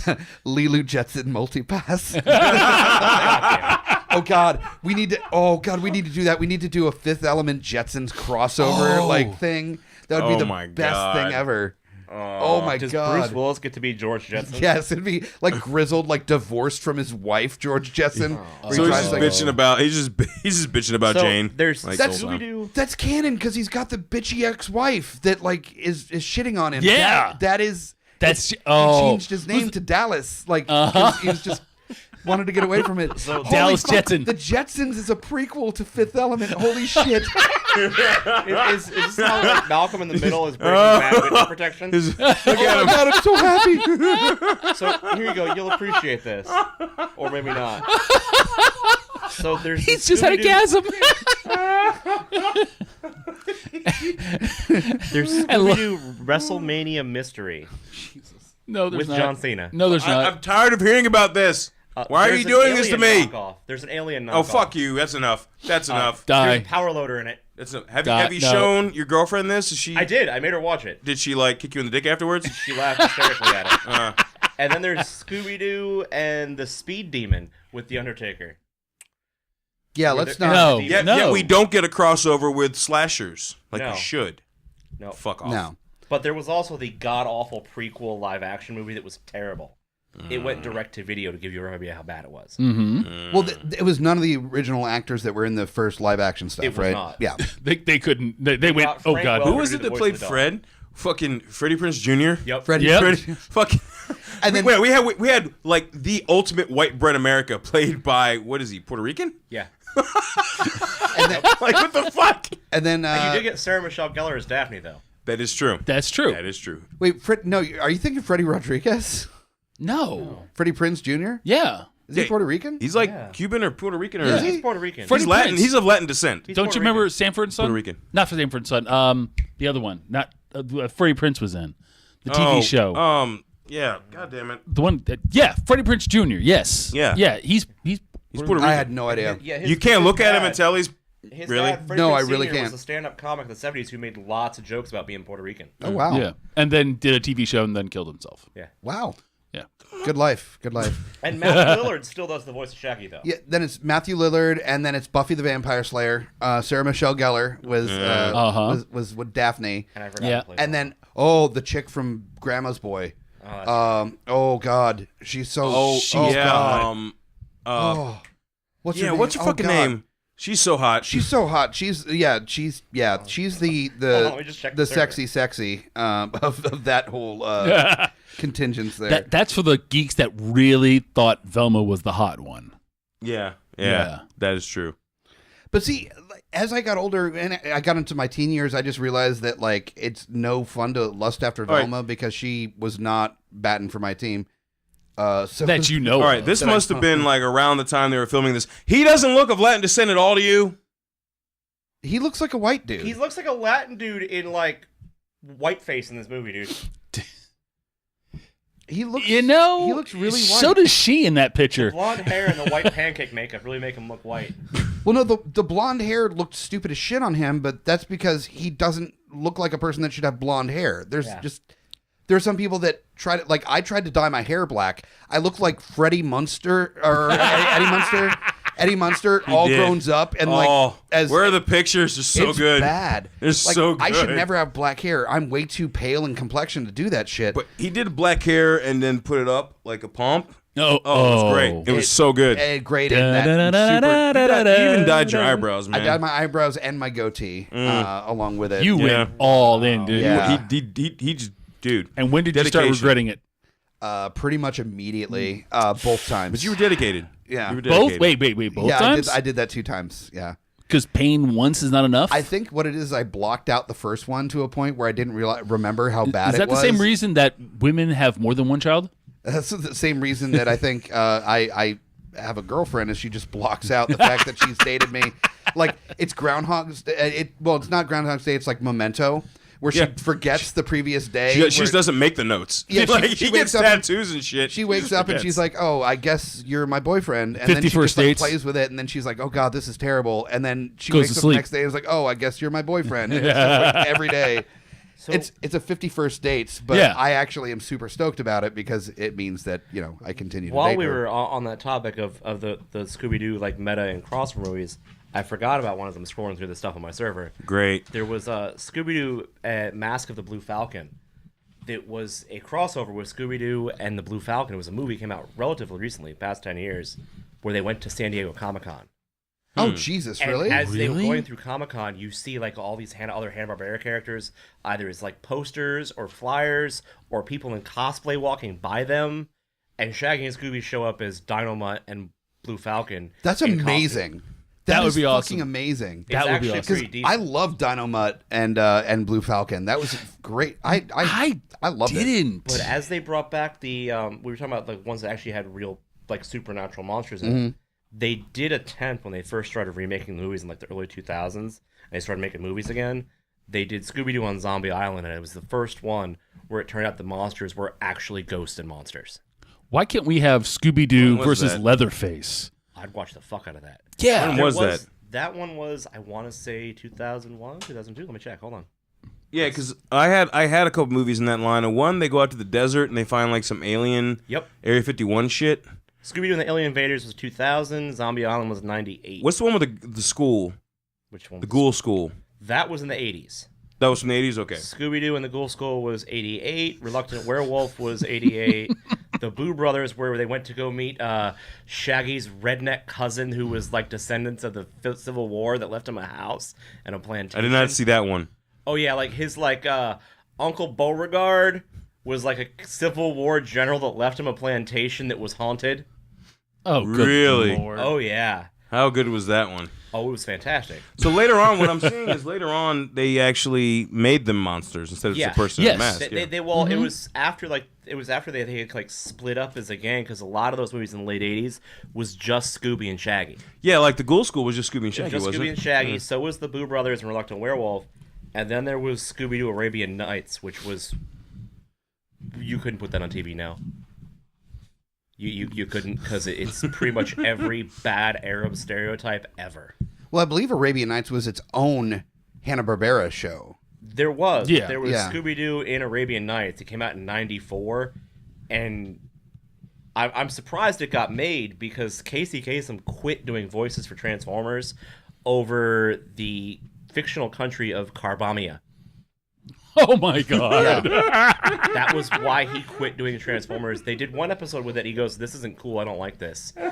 And they did another episode where they went back to Carbamia, and it was literally every bad 80s like Gulf War, pre-Gulf War stereotype of like the Middle East in one. Wow. There's a major property that was involved with Hanna Barbera that we have not talked about at all, and it needs to be brought up. The fucking Smurfs. Goddamn. Yeah. And then Those the underwater Smurfs.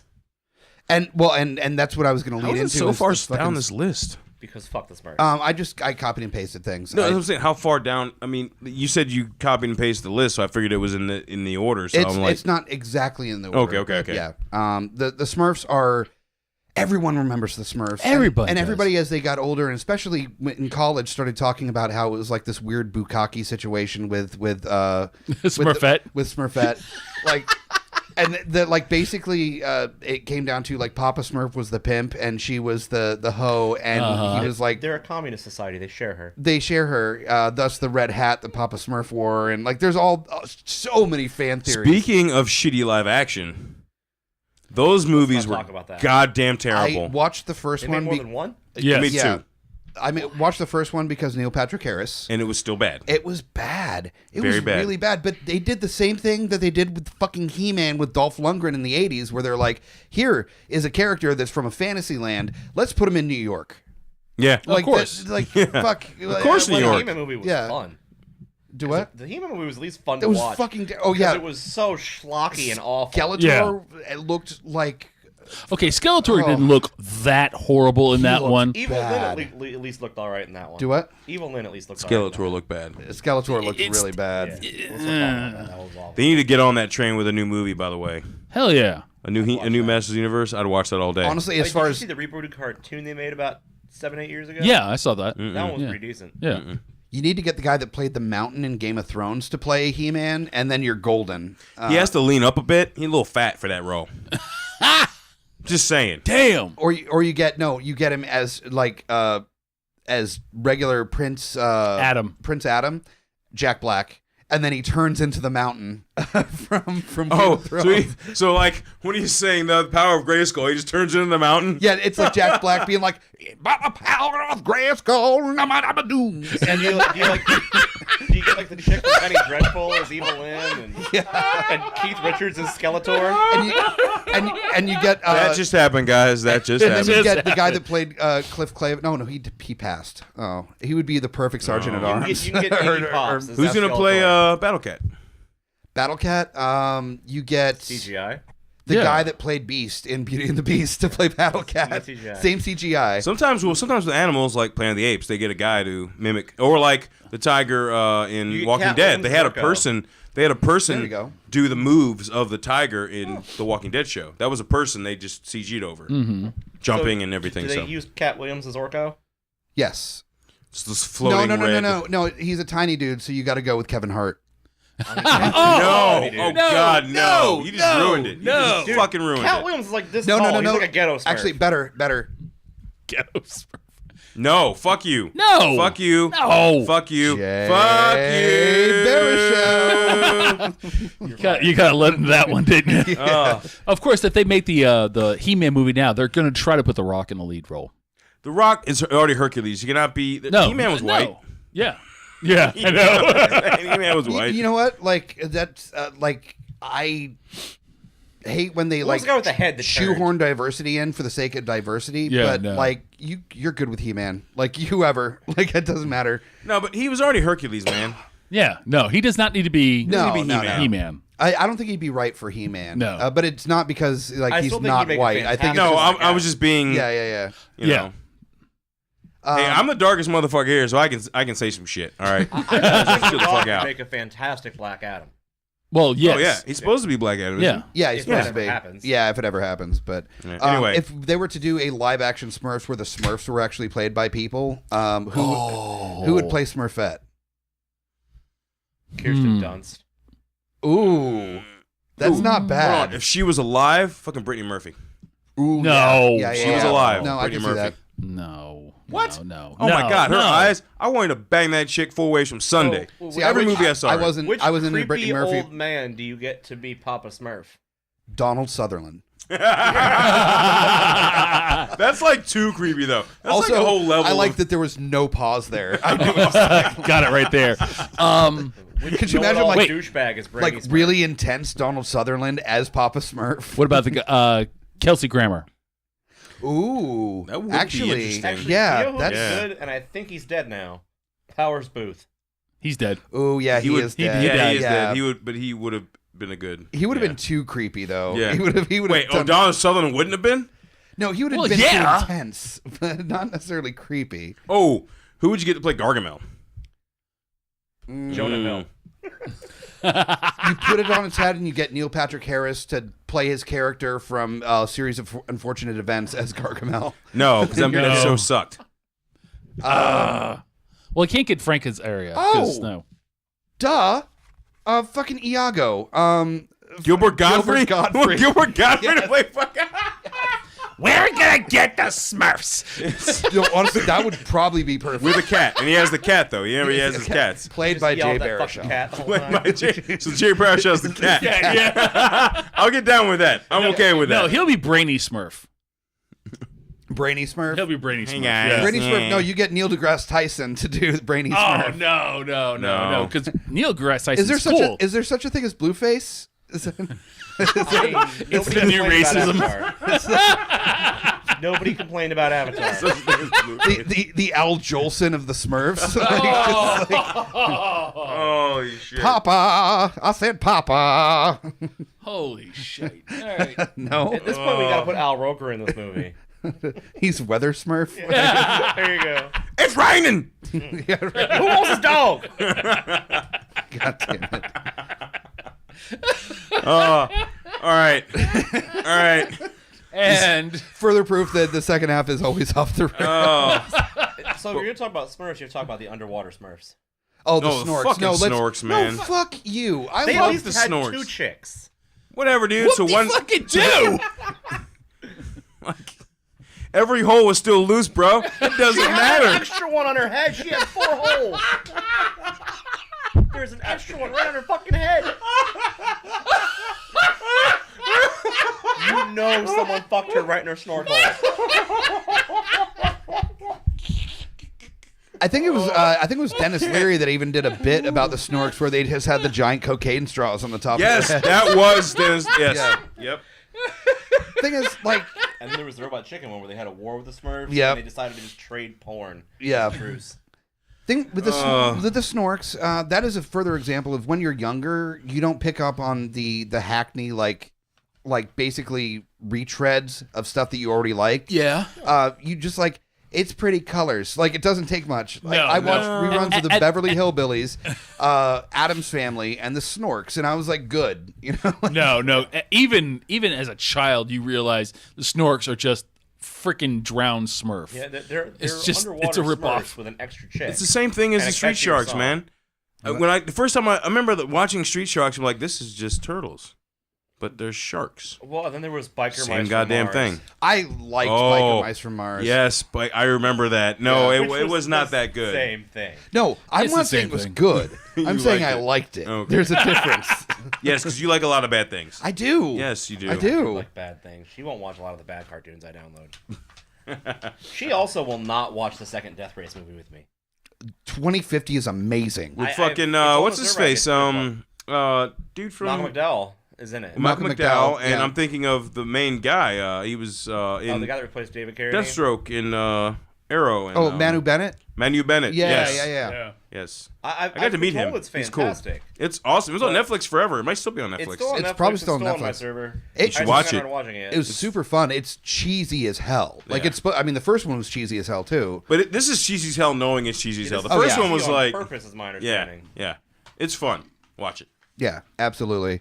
I mean, it's still Corman, so Yeah, I mean, that's why I downloaded it. I was like, I need to own this movie. Like, yes, this is the thing I have to have. All right, I so just haven't watched it yet. we don't have a whole lot of time left. So we were talking about like remakes and everything of stuff that's already been remade in one way or another. But Yeah. if we were to choose one Hanna-Barbera property to do a live action version, you pick one and then you get to cast it. oh Jesus. Thundar the Barbarian. Okay. Thundar the Barbarian. That needs to be remade. Just because it was so bad it was awesome. It was pretty bad. But I mean, with the sun sword and the freaking the Wookiee that wasn't a Wookiee, and yeah, because Wookiee was copyrighted and yeah. actually was Thunder. No, Thundar I don't think was before. That was before Ewoks, right? It was. Probably. That was I don't know. mid-70s. Yeah, so it was It just predated before. Ewoks. So that's another thing that George Lucas stole. Yeah. He got his idea for Ewoks from Thundar the Barbarian. No, Thunder the Barbarian's got to be redone. Yeah. I mean, Who would play Thundar? Not The Rock. no, not the Rock. Not Let's the Rock. take him off the yeah. table. Arnold. No, God. Yeah, no. like now Arnold. Yeah. Oh. He's because Thundar's a little dim. But he's like the true adventurer barbarian. Drax the Destroyer. What's his fuck? Batista. Yeah. Maybe. Put it like a really obvious wig on him. Yeah. Like super obvious wig, and then you're good to go. But the the sorceress, Olivia Munn. Ooh, okay. I'm digging All that. right. And I don't really remember anybody else in the damn fair show. enough, fair enough. Let's see. What would I want to remake? Let's get dark here. Johnny Quest. Like if we were to do a live action Johnny Quest movie, which it's probably already in pre-production somewhere. Like, that seems like That's when you need Donald Sutherland as Dr. Quest. No, you just get Mike Pence to play. Well, no, to play. Yeah. Actually, I was going to say you go with actually Patrick Warburton to be Race Bannon. Yes. Oh God, yes. He's already done like a knockoff of Race Bannon. Just let him run with it. Yeah. True. Sans mullet though. See, who would be Johnny Quest? You'd have Shia LaBeouf. No. Fuck off. You gotta go. He needs a younger job than though. that. The kid that's playing Spider-Man. Tom Holland. Tom Holland. Tom Holland. Yeah, yeah. I think he'd do a decent. That's around the age that I kind of figured for Johnny Quest. Do we get Aziz Ansari to be Haji? Oh, that's pretty good. That's good. That's good. Yes. Yeah. Good pull. Yeah, That's good. That's pretty much. I think we're all in agreement That's on that done. one. That's, Yep. Yeah, that one's done. Cut, print. Let's go to the next shot. And he'd be like, he'd be the C-3PO of that situation. Like, I don't know, I don't like quicksand. Just like. Why do you sound What the oddly hell? like Westernish thing? That's Are like you- really black actually? You've been doing this podcast with me since the beginning, and you're just now questioning my bad. Like, No, I'm just going to question it every time. Okay. Because you don't improve. Have you not paid attention? He questions it don't every time. improve. This isn't because I just don't practice enough. I'm just bad at impressions, period. Like, I will never get better at impressions. Okay. Like, guess what? I am probably bad at holding my breath for more than a minute. Like, I will never get better at that. That's not true. You would get better at that the more you do it. It's the thing. It's true. Okay, so it's not go like- practice holding your breath for a minute and then come back when you can do it. You just want me to pass out. Exactly. Yeah. save you from the terrible impressions that I do. Oh, what about Harvey Birdman, attorney at law? Live action though? Maybe. I want to see. I mean, you bring back the original cast for that. Yeah. You bring back Gary Cole and Stephen Colbert.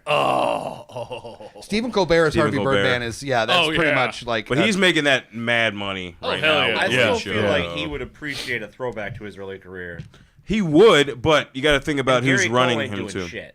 But you got to think about what Colbert, like, not saying he wouldn't appreciate it, but you got to think about who's running him right now. That's probably true. He's John he's Stewart? way too. in He's not running himself right now. He's like in no And way. I don't He know. owns him. He called Donald Trump's mouth a cock holster for He for did. Putin. So He did. they're not reeling him in too I hard. mean, NBC doesn't give a shit though. Like they're making CBS. a lot of money. CBS. I thought he was on NBC. CBS. now. No. He took over Letterman. Yeah, he took over Yeah. Letterman. Yeah. Yeah. Fair enough. Yeah. No, Jimmy Fallon. Fallon took over Leno. Yeah. That's right. I'm sorry. You know those the super like generationally challenged like variety shows, late night variety shows that nobody actually watches anymore? Yeah. They're watching them now. Are they actually? Well, no, Oh, they're yeah. watching the clips the next day on Yeah, we watch it Facebook. on YouTube yeah. now later. yeah. Yeah. Pretty much. I'm just saying, like, all those, like you said, Letterman and Leno, all that fucking, our parents watched that shit when they were, like, younger than us shit. Now that they've got the new birth, Mm-hmm. yeah, I mean, people are People watching. watch that People now. are, People like in that weird generational borderline. They watch it and put it on YouTube for the rest of us to watch later. mm-hmm. That's pretty much And it. we appreciate them. No, I'm just saying, Yeah, but 'cause I don't wanna actually just but slog those through a whole those hour of ratings Saturday are Night Live. counted. That shit's counted now. Oh yeah, they YouTube count their views and YouTube all that views. stuff. They count all that stuff. So They the even ratings are actually up able for to- that kind of They're stuff. actually able to figure out like DVR watching now. Oh yeah, Oh. They can do they've time been But it's doing only it, up to yeah. like 7 days, right? 7 days. Yeah. Yeah. Yeah. It's Yeah, If but you don't live watch plus it within a week, then it doesn't count. Well, a lot of times too, they get ratings and reporting back from Netflix too, so they can tell if you're watching shit. though there. Nielsen ratings, which is the still the standard, unfortunately, for all of these, they do not count on-demand watches after, I think it's 48 hours. Or Yeah. Oh, that's they call it stupid. time shifting. That's versus stupid. DVR. They should count all viewing all the time. Because honestly, I haven't watched a single episode of this season of Fargo, but I've got them on my DVR, and I'm going to binge watch the shit out of it. That's the thing That's how I watch like Asher's the Evil Dead and Archer. that's is- how Netflix everybody fucking took does that it. shit away, man. Yeah, They binge watching, dude. people. I'll prefer- wait. I will wait to watch it all at people once. write that way. They write now to aim at people binge watching. Like Breaking Bad was one of the first of those shows where it was intentionally written for you to Yeah. watch this a season at a time, or it's going to piss you off. But back to your previous topic about reading. Orange is the Yeah, New yeah, Black. I'm remaking. just saying, the new season of Orange is the New Black, my wife and I have been watching. Every fucking end of every goddamn episode, you're like, God damn it! And you watch the next one. Seriously, Yeah. every fucking episode. So this may sound repetitive because I just read the DC comic, but I would really like to see Wacky Races redone. Yeah, Like in a somewhere between like Death Race and Fury Road type of thing. yeah. I mean, That's definitely. a little dark. That's how the DC comic they Now, just did it. who would be Dick Dastardly? That's a tough call. That's Maybe Kevin Hart for that one. No. Oh, no, I'm going on something else. okay. Well, I let's was let's just- like finish play this this. up. Dick Oh. Dastardly. You finish I this think up. Jason Statham, fuck it. Run with it. Jason Statham. Make him grow some hair first. No. Yeah, that's no. You need a little bit more like gangly than Jason Statham. He's meaty. That is true. Yeah, like not he's skinny he's- like he was when he did yeah. Transporter. He needs. He you was need still lean. He was still fit in Transporter, dude. He had meat on him, bro. Ooh, bring him back, Andy Dick. Oh, Andy Dick is Dick Dastardly. Go overdose on Andy Dick's leftovers for that. Shit. I don't know. He's been Although, doing pretty well on I want Conan's tit, someone man. ditzy and stupid and blonde for Penelope Pit Stop. Like, Yes. Like a Renee Zellweger or someone just completely fucking useless. Oh, Britney Spears. Too stupid. What's her face? Legally Blonde. Wasn't that Renee Reese Zellweger? Witherspoon? No, that wasn't Reese Renee- Witherspoon, that's Reese Reese, Witherspoon. Yeah. Reese Well, then Witherspoon you had would be good. Peter Perfect. So it's gotta be like someone perfectly like clean cut and white bread. You could John Hamm that situation. Yeah. That'd be pretty good. Because John Hamm. Because I mean, John Hamm. Yeah. But also like that dude knows how to like play it straight and still like be funny as shit with it. So Yeah, yeah. but he's got And all as this long as figured we out. have And he's- Ray yeah, Liotta in the anthill. Stoic as fuck, dude. Ray Liotta has to be somewhere in the anthill mob. As who? Any one of them. honestly, Ray Liotta could Dick Dastardly. He could Dick Dastardly now. That He's w- getting, that- Have you rough seen stuff. Ray Liotta lately? What, have you seen Dick Dastardly? Fuck Like, it. All right, Ray Liotta is Dick Dastardly with Joe Pesci running the anthill mob. Have you seen Joe Pesci lately? They're making a movie with the four of them again. Like Scorsese's making another movie for Yeah, Netflix. and I with, read like, that article. All those guys. I read that article like 2 years ago. Oh, apparently they've actually finally started on it. Okay. Yeah. I was excited because of Pacino, De Niro, Pesci, and Ray Liotta. and Ray Liotta. Yeah. Like your four classic mob movie guys. Yeah. And Scorsese making another mob movie for Netflix. Hopefully, it's gonna live to the hype because that's a lot of talent in one movie. I mean, apparently Netflix is giving him an obscene amount of money, and they're not giving him any rules. So it's gonna be like Goodfellas plus Pacino. Well, they're also not giving any rules, so it's gonna be like 4 hours long because Of course it is. Of course it is. Yes. that was actually why one of his All last right. movies tanked. I just realized we missed something also very important that did get a live action remake starring Mr. Home Alone, Macaulay Culkin. Richie Rich was a Hanna That was a Barbera. terrible fucking movie. Oh. That was awful. You should feel. It was an bad awful about movie, remembering but the cartoon was very well received. It was I didn't like the cartoon. I wasn't It's a based big on crap. like an old '50s comic strip. Yeah. You know what else got live action we didn't fucking mention? We talked about the show. Fucking Addams Family. They had 2 fucking movies. Yeah, but that started as a show, then it was a cartoon. Yeah. There was one- That's that cartoon was based on the show. That's like being like I want a live Well, action no, Speed the Buggy. Fuck it. The cartoon was based On the show. Show. on the show, but the show was based on a comic strip. Yeah. oh, Speed Buggy. If they did There a you go. live action remake, who's the guy that played the guy that turned into a car? The '80s TV show. I don't. My remember mother, this. the car. No, Herbie? It's like Auto something. It was a thing. no. It was You're an thinking Auto- Auto Man, and that's not right. No. All right, let's do this. Guy that turns into a car TV show. David Hasselhoff? All right, it's thinking. This is dynamic radio right now. This is so Please don't exciting. while we Google shit. Yeah, right. Tell you what, if anybody can, Automan maybe, I think. No, Do you know what's missing from this list? Automan. No, it's called fucking Automan. I remember that show. He did not turn into a car. He did not turn into a car. He had a car that formed around him. He had Bit or whatever the hell, it was some Tron ripoff. So yeah, no, that wasn't. That's close enough. No, it's not. That's close enough. He didn't turn into a car. Okay, well, he also is Speed Buggy. It's not a person that turns into a car. It's Speed Buggy. It's a human car. No, but he never turned into the car. He never. But what I'm saying is that's close enough that No. that's the person you should cast as Speaking of Speed Buggy. do you remember Stroker and Hoop? Yes. It was like this fucked up mashup of Yes. Starsky and Hutch and Speed Buggy, and it was amazing. That was good. I enjoyed that thoroughly. That was also a Adult Swim original. Yeah, That was a William Street cartoon. So here's a show I think should be made into a live action movie. I think the Jetsons should be made into a live action movie. Absolutely. And I you can disagree with me if you want, but I think for the way George is portrayed in the cartoon, disgruntled, bored, pissed off, Bill Burr. Deal. Okay. Actually, no, I'm not. I say that based entirely on watching F is for Family. Exactly. It's the best cartoon I've seen in easily 15 Were years. did we and you talk about this? Possibly. F is for Family is fucking amazing. I still haven't seen it. I need Show is to- goddamn hilarious. What my mom's childhood was. Dude, the first episode, right? When he's losing shit at the fucking telemarketer. Dude, oh my God. And Justin Long is the son. Yeah. And Laura Dern as the wife. It's and Sam Rockwell is the drugged up fucking DJ. Coke addict DJ neighbor. It's 2 seasons, man. Okay. T-top You need to Corvette. fucking watch it. So we Bill Burr for George. I don't know who to get for Jane, though. For Jane. Ooh, and Mr. Sprocket. Danny DeVito. Mr. Spacely. Oh, Danny Danny DeVito. DeVito's Mr. Yeah, Spacely. no, absolutely. Yeah. No, Definitely yeah. Danny Frank. Perfect. Yeah. Danny DeVito. Yeah. Who to get as Jane? Jane, his wife. Meryl Streep. I hate you. Why? Because I Shatnered part of the. You did. Okay. Meryl Streep. Fuck it. No. Streep? No. Not with Bill No. Burr. Like, Oh, yeah. they're still younger She's too tall for that. and old. Damn. Fuck it. Fran Drescher. No. Oh God, Let no. that nightmare fuel into Fucking your voice. Jesus. Amy Poehler. You know, I could kind of see that. Yeah. Yeah. I'm thinking. With Bill Burr. I'm visualizing. Yeah, Bill Burr and Amy Poehler. Like, So who do you get for Elroy and Judy? Elroy, he's a little bit on the younger side. So He's that's, young. Judy's a little older. That means I would have to actually know younger actors. Yeah, you can get a new boy. You get anybody. You for get that. anybody. Yeah, that. new kid. But Judy. Judy, that's a little bit tougher. Who's the girl who played Kick-Ass? Oh, Chloe- Chloe Mintz yeah. Plasse Hit Girl. or- Yeah, Chloe- yeah. Oh, yeah. Chloe Mortiz or whatever. Yeah. Or yeah, something like that. Yeah, Yeah, she can do it. Morenz. Morenz. Get that Yeah. chick that was in Juno. No, she's No. too old. No. She's too old. She's too old Yeah. now. Yeah, she's in almost 30.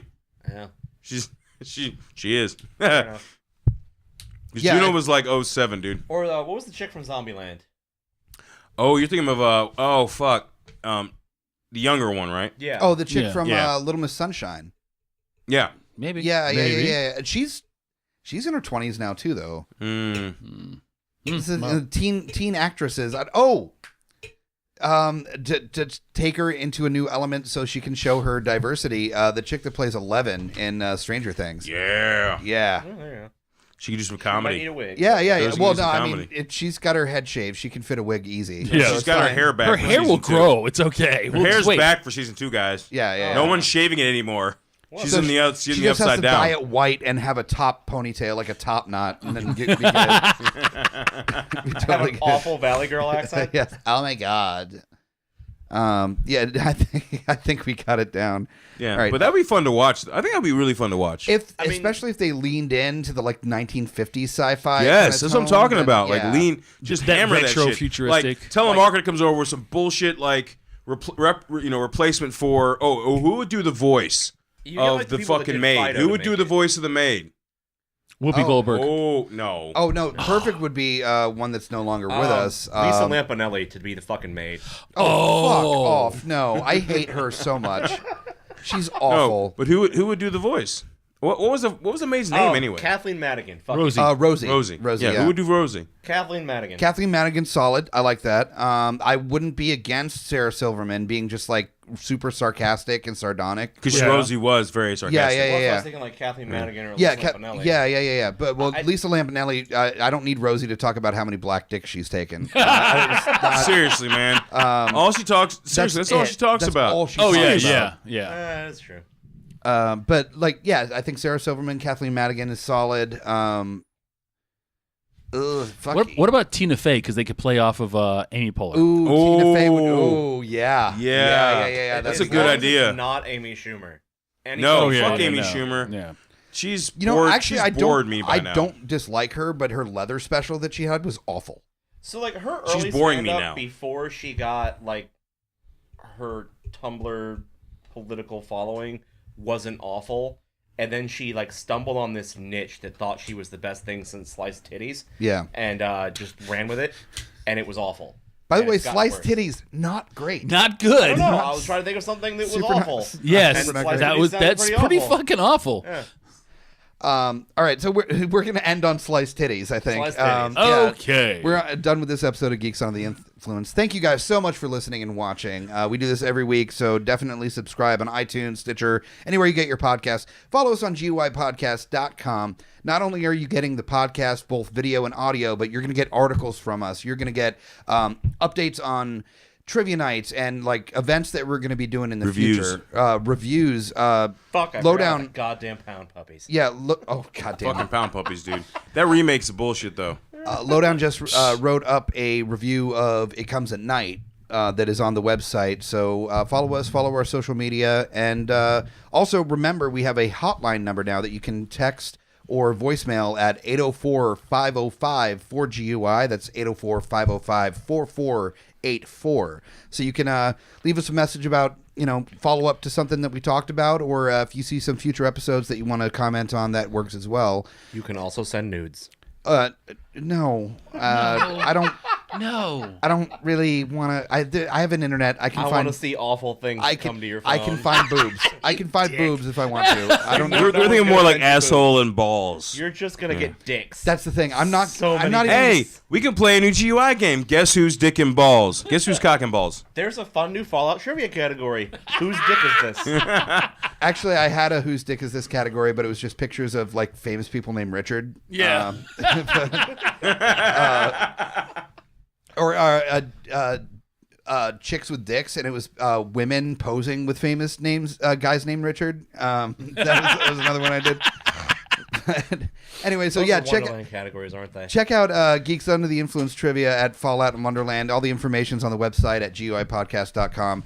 Thank you for the use of Little Girl by the Gajir Experiment on the intro, and for Dead by Dawn by the Creepazoids on the outro. And always join us or die. Shut the fuck up, Hobbit. Join us or die, or I will swallow your soul. Necronomicon gives us power to rise from the dead. You play to take, our grave begins to spread. You can fight all you want, cause you felt to resist. We're here to take the world and rule with all your fists. So join us or die, or I will swallow your soul. GUIPodcast.com